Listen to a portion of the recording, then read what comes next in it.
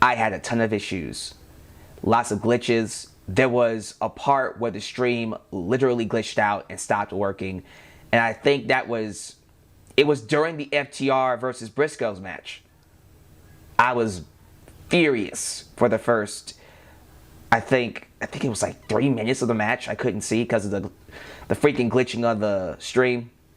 Granted, I could have watched it on Sling TV. I could have watched it a different way, but that would be pirating. We're not going to do that here. And I think Fight TV had it too. Regardless, I regret it.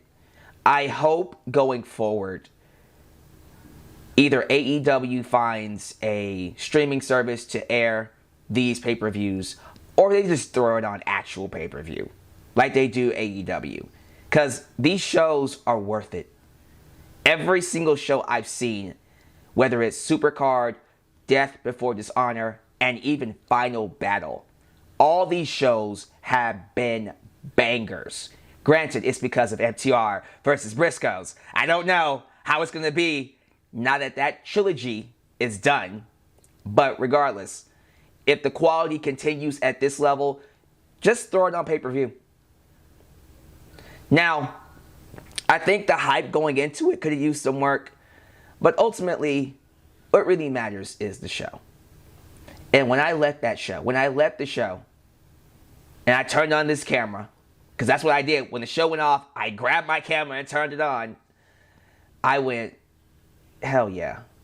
I'm so happy Ring of Honor is back. There was a different energy about this show.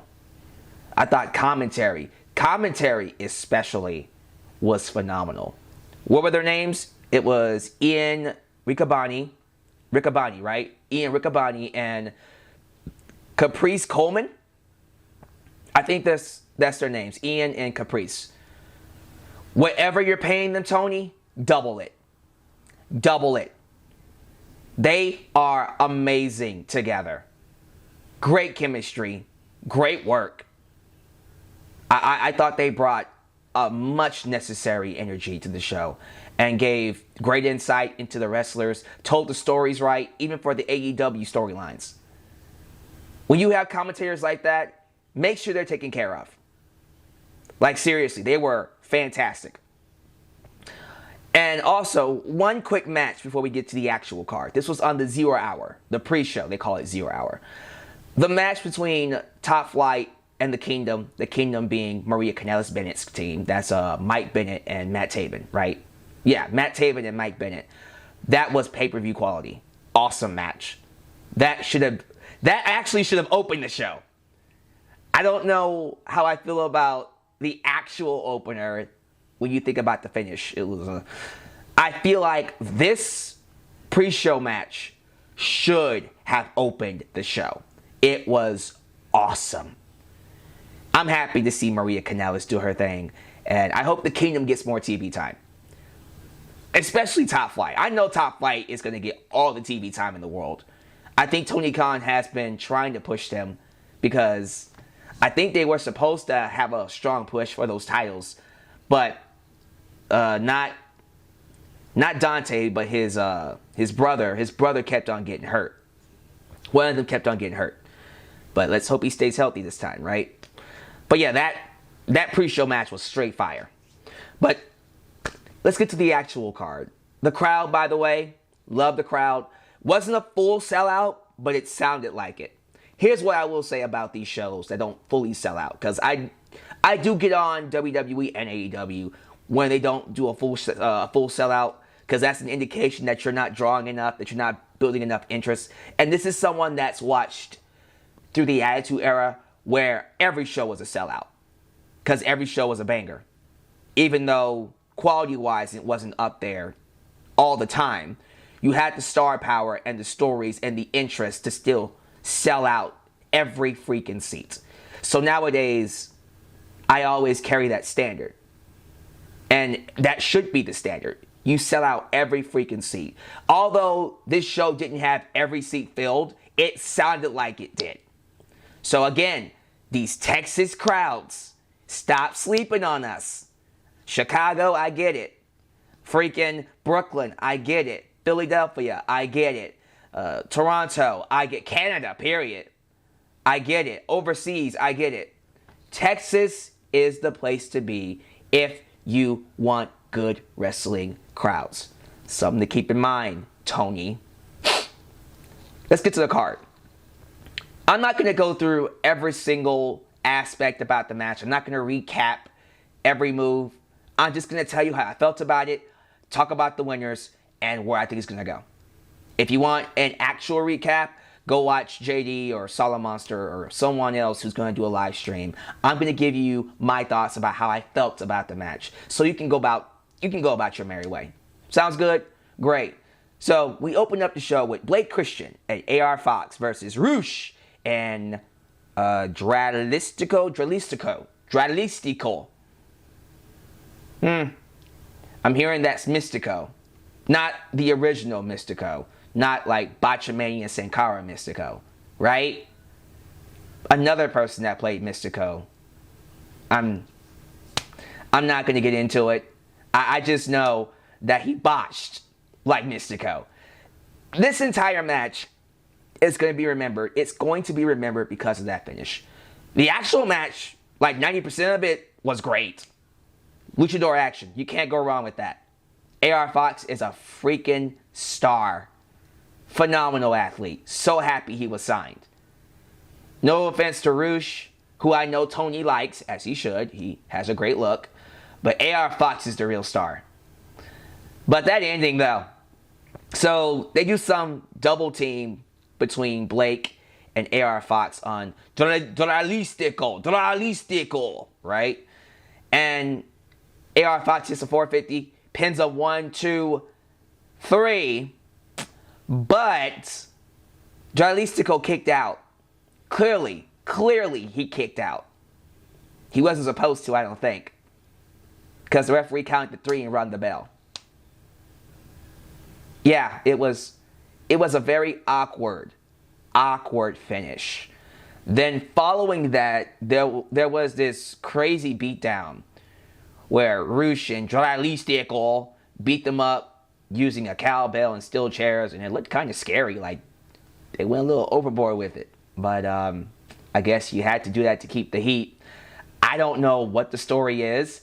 I don't know who was supposed to win. I don't even think that was supposed to be the finish, actually. I think they called it early because they were trying to save time. I don't know. Y'all tell me. Someone do some research. Tell me down in the comment section what really happened. Again, I didn't even look it up. I turned on my camera and just started talking about it. If it's something crazy, we'll definitely address it later on. Maybe later on this week. But yeah, that finish didn't look right. The match was still good, though. Could have been great, but that finish dragged it down just a little bit. That's all I got to say about that.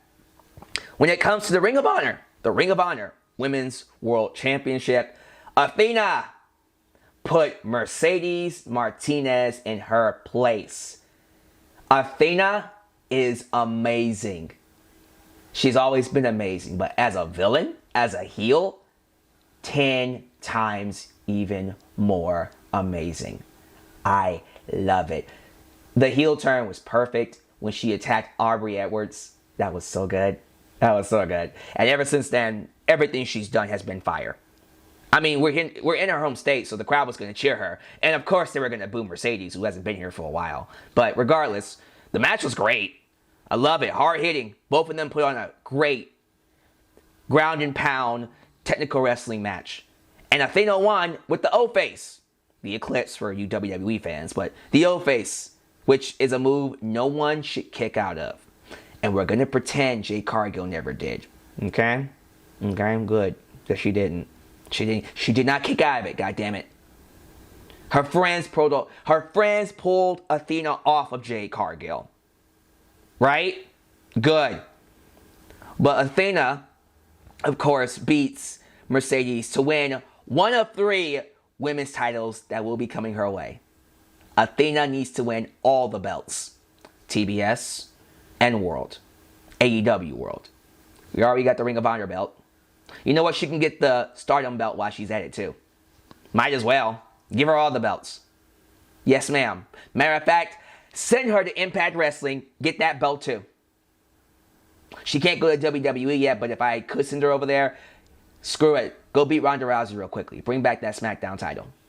Give her all the belts. She's amazing. She's great. Run with it.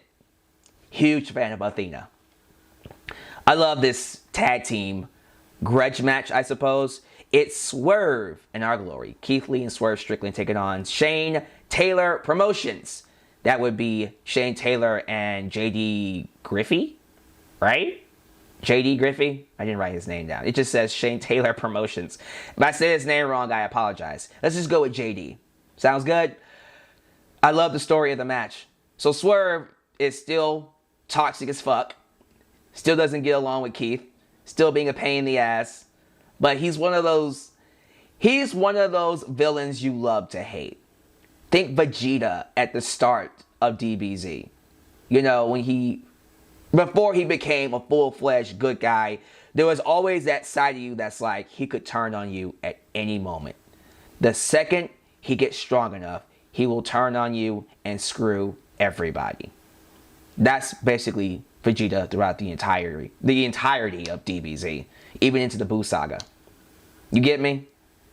But yeah, that's essentially what Swerve was in this match. And bada bing, bada boom, great wrestling. Loved the action between Shane Taylor and Keith Lee. Big meaty men and having a big hoss fight with cruiserweight moves. Seriously, like Shane Taylor, he dove off the top rope and Keith Lee just caught him. And Shane Taylor is he ain't skinny like me. That guy's got to at least weigh a good 300 pounds. Keith Lee caught him. Yeah, it's like that. And then Keith Lee did a moonsault. Yeah, it's like that. It was that type of match. The story of the match is there was miscommunication, as always, between Keith Lee and Swerve walked out like Keith walked out at AEW Full Gear. However, unlike Swerve, who couldn't beat the Acclaim 2-on-1, Keith did. He beat, not the Acclaim, he beat Shane Taylor and his partner JD, the Shane Taylor Promotions. Let's go with that. He beat the opponents 2-on-1 because Keith is better than Swerve. And Swerve didn't like that. So I think we are officially done with Swerve and Keith. We can move on and start the feud. I know people were upset that Keith just went right back to Swerve. I didn't mind it because of the story they were telling. That whole story of Keith being haunted by his present and his past. Right? So now that he's basically getting rid of both of them, we can finally move on to the feud between Keith Lee and Swerve Strickland. Please. Please. I'm ready for it.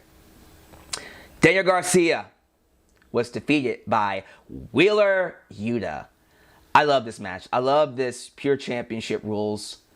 The concept it's easily one of the best concepts in wrestling. I think it's perfect.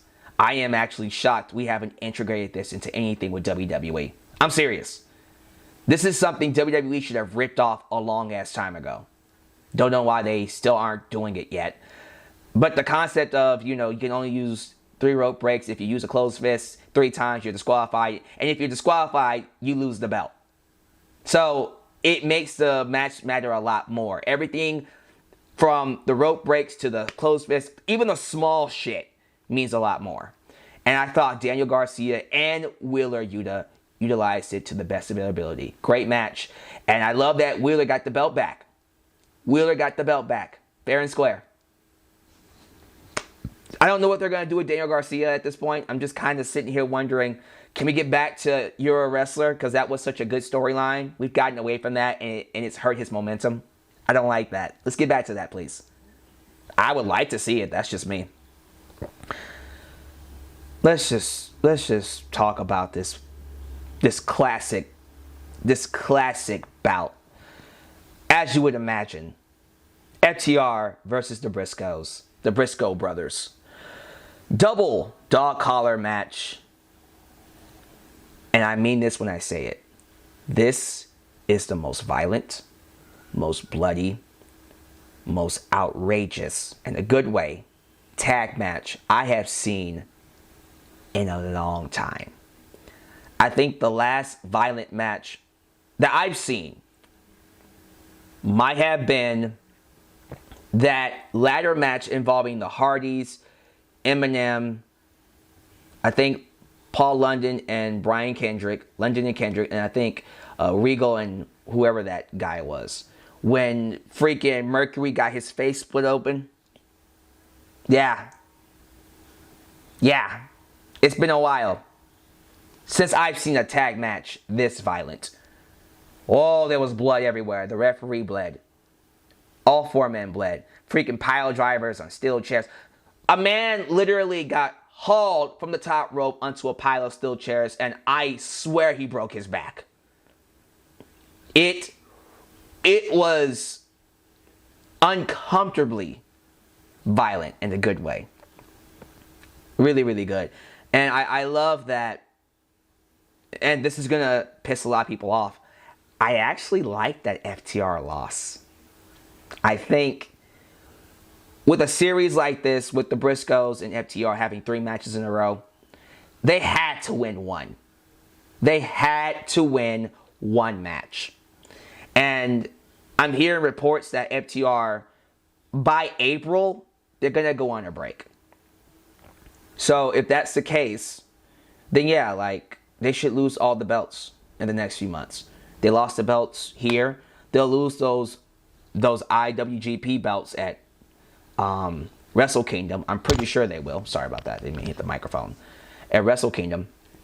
And then they'll do another one, whatever AAA event is happening, they'll lose those belts there.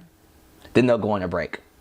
I was kind of hoping they would win all 4 belts first before you send them on a break, but no, they're gonna go ahead and just lose all their matches, I suppose.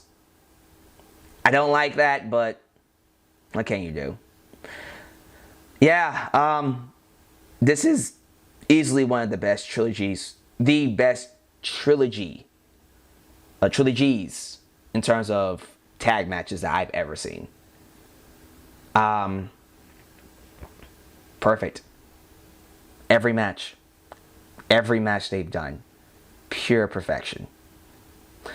If you are a fan of tag team wrestling and you're still trying to find a match of the year winner, you should see this match. This match alone made the $40 worth it.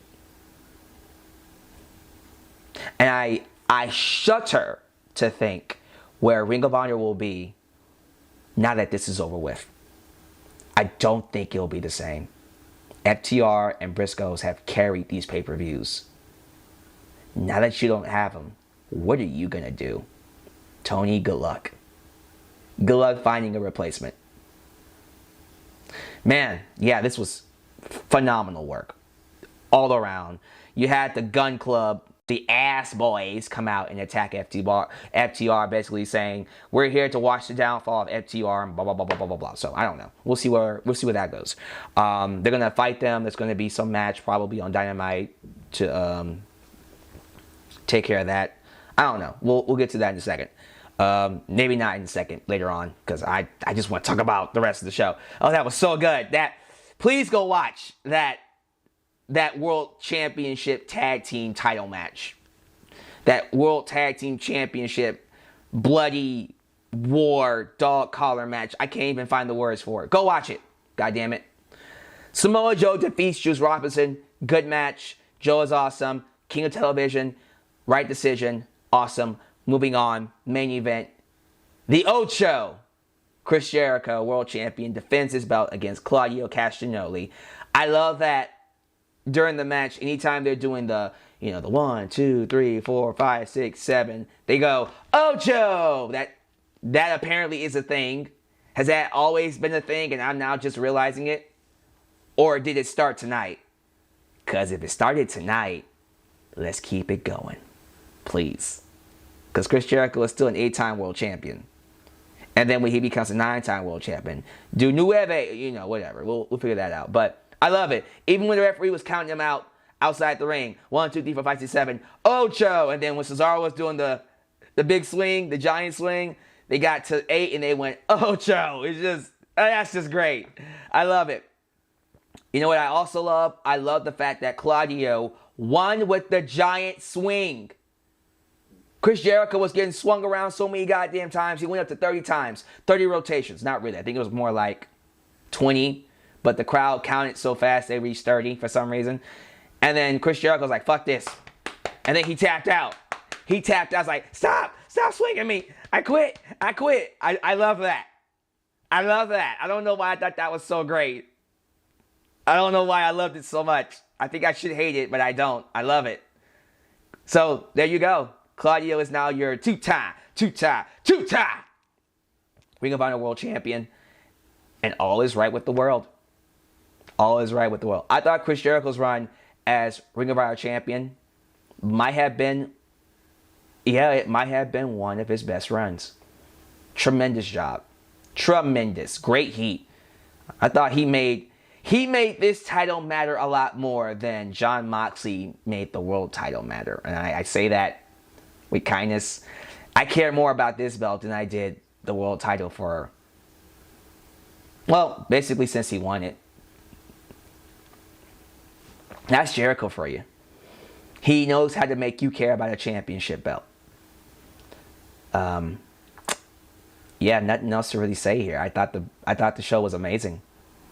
Like, go watch it if you haven't. Seriously, find it. I do think it's worth the $40, but if you want to wait afterwards and watch it somewhere else, check it out. Easily one of the best shows all year. I shudder to think how they're going to top this without FTR and Briscoes in the next few years. But who knows? Tony Khan now has a writing staff, apparently. Now he actually has a writing team. And it's not just in Ring of Honor, but also 2 shows. So let's see what happens. Let's see where things go. But give me your thoughts. How y'all feel about it? I loved it. Did you love it? I hope so. But let me know how you feel about my review. Leave your thoughts down below. What was your favorite match of the night? What grade and what score would you give the show? Let's go 1 out of 10. 10 being the highest. Based off of my grading scale, I gave it an A. So that would be like a 9.5 out of 10. Yeah, it's that good. Go watch it. But thank you guys for watching. Like the video, subscribe, click that bell, catch all my content when it comes out. Follow me on social media, Facebook, Twitter, Instagram, TikTok, Tickus, Other Talkus. And I'll catch you guys next time, right here in Alyx's world. A place that is, was, and forever will be a safe space for wrestling fans like you. Peace.